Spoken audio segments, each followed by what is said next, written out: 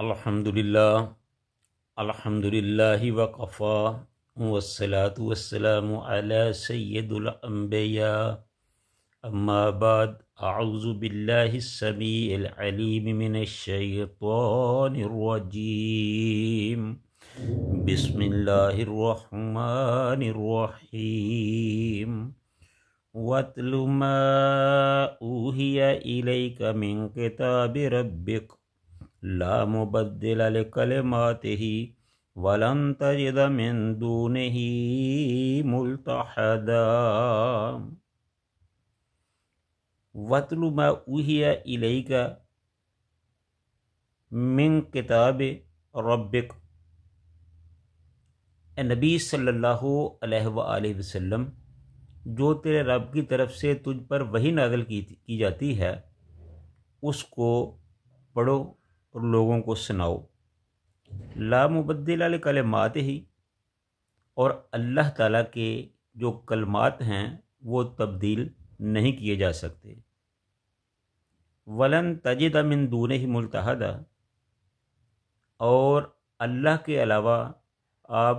ہرگز کسی جگہ پہ بھی پناہ نہیں پائیں گے۔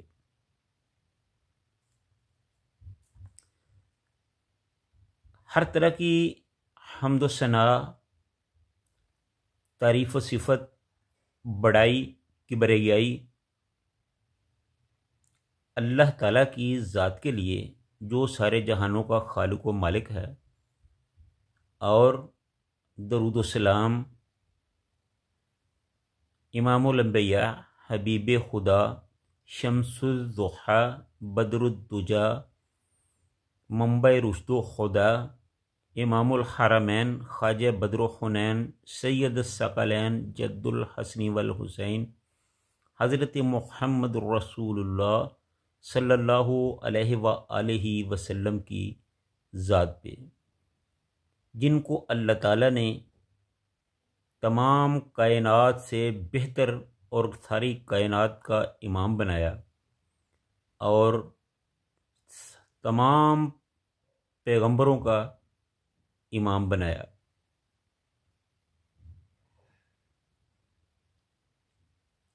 اس سے پہلے اصحاب کہف کے حوالے سے گفتگو ہو رہی تھی، تو اب اللہ تعالیٰ نے اصحاب کہف کا قصہ ختم کر کے آگے نیا مضمون جو ہے وہ شروع کیا ہے۔ یہاں اللہ تعالیٰ نے فرمایا کہ وَاتْلُ مَا أُوحِيَ إِلَيْكَ مِنْ كِتَابِ رَبِّكَ، کہ اے میرے نبی، جو آپ پر قرآن کی صورت میں تیرے رب کی طرف سے وحی نازل کی جاتی ہے اس کو پڑھ کر لوگوں کو سناؤ، اس کے ذریعے لوگوں کی رہنمائی کرو، اور اصحاب کہف کے بارے میں جو ہم نے بتایا ہے لوگوں کو ان سے آگاہ کرو۔ لا مبدل لکلماتہ، اور اللہ تعالیٰ کے جو کلمات ہیں وہ تبدیل نہیں ہو سکتے، یہ کسی کو حق نہیں ہے کہ وہ اللہ کے کلمات کو تبدیل کر سکے۔ اس حوالے سے مفسرین کا خیال ہے کہ حضرت سعد بن ابی وقاص رضی اللہ تعالی عنہ اور ان کے ساتھ 5-6 صحابہ نبی پاک صلی اللہ علیہ وآلہ وسلم کے پاس تشریف فرما تھے۔ آپ ان کو دین کی دعوت دے رہے تھے، دین کی تبلیغ کر رہے تھے، دین کے احکام سکھا رہے تھے کہ کچھ رؤسائے مکہ وہاں آئے۔ ان کا خیال تھا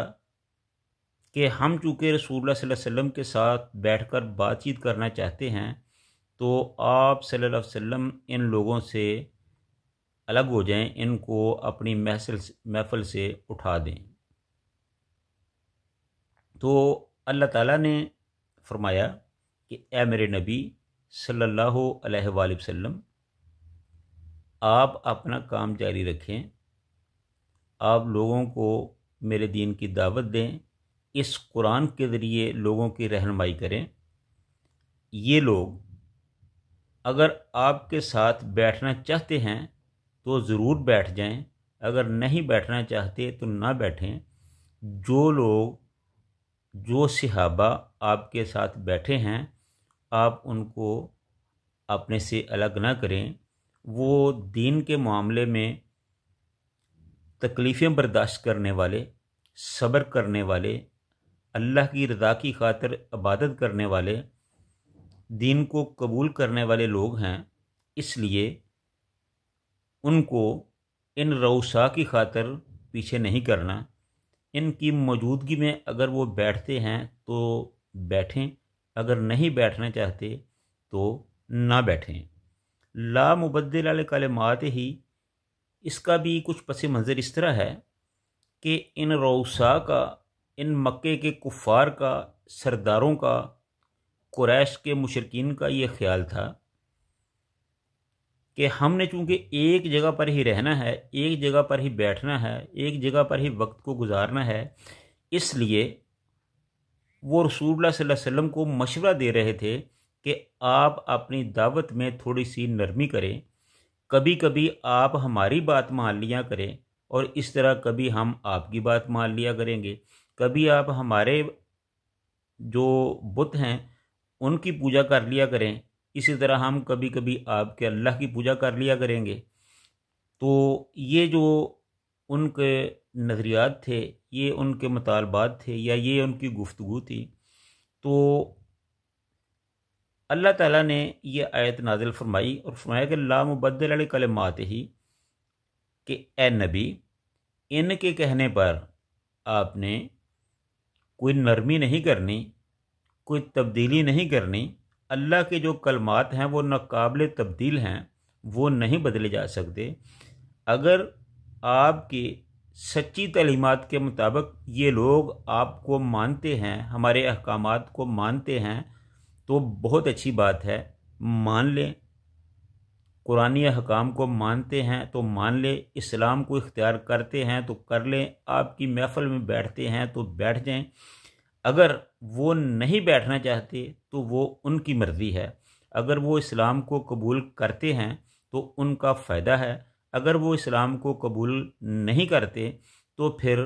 یہ ان کا اپنا نقصان ہے۔ اگر وہ اسلام کو قبول کر لیں گے تو وہ دوسرے مسلمانوں کی طرح اللہ کی رحمتوں اور نعمتوں کے مستحق ہوں گے۔ اگر وہ اسلام کو قبول نہیں کریں گے تو یاد رکھیے اللہ تعالیٰ نے ان کے لیے دوزخ کی آگ تیار کر رکھی ہے۔ اس کے بعد فرمایا وَلَن تَجِدَ مِن دُونِهِ مُلْتَحَدًا، اگر ان لوگوں کی خوشی کی خاطر، ان کو راضی کرنے کی خاطر اللہ تعالیٰ کے دین میں کوئی تبدیلی کی، کوئی کلمات میں تبدیلی کی، تو پھر دنیا جہان میں اللہ کے علاوہ کسی کو کسی جگہ پر کوئی جائے پناہ نہیں ملے گی۔ یہ بھی خطاب چونکہ رسول اللہ صلی اللہ علیہ وسلم کو کہا گیا ہے، لیکن اس کا مخاطب جو ہے وہ اصل میں کفار مکہ ہے، کہ آپ کے مطالبے کی خاطر دین کو تبدیل نہیں کیا جا سکتا۔ جو دین اللہ تعالیٰ کی طرف سے نازل ہو رہا ہے، خالص اس دین کو اگر آپ مانتے ہو تو ٹھیک ہے، اگر نہیں مانتے ہو تو تمہاری مرضی، اللہ کے دین میں کسی قسم کی تبدیلی ممکن نہیں ہے۔ تو یہ تھا اس آیت کا پس منظر۔ تو اللہ تعالیٰ سے دعا ہے کہ اللہ تعالیٰ ہمیں بھی خالص دین کو، خالص توحید و سنت کو ماننے کی،